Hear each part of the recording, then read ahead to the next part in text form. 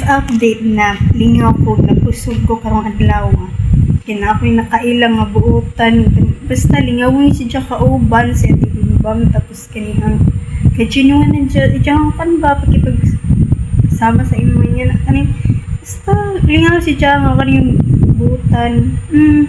Tapos gana si Diya makipaghalubilo sa bisag kinsa ba. Sumara to lantaw gana ganas kuan ganas siya ang mga reaction niya tigil pa cute niya tapos kabibo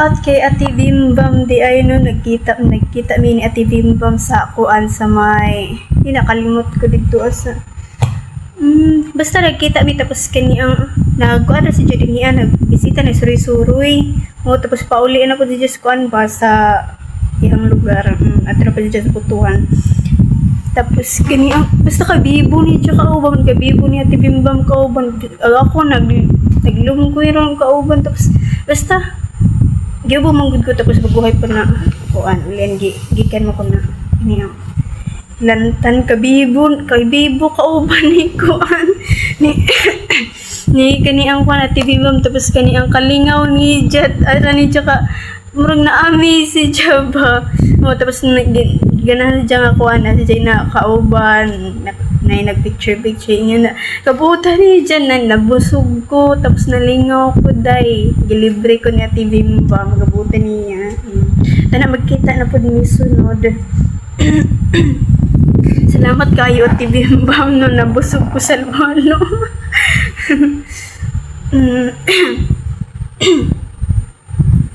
Ate Bimbam, ako din eh. Siyempre ako niya.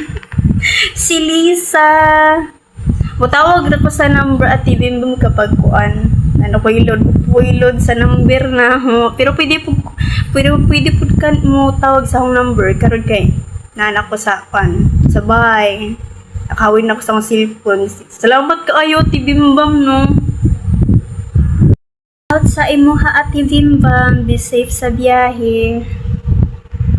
Muna akong Facebook at TV mo ipang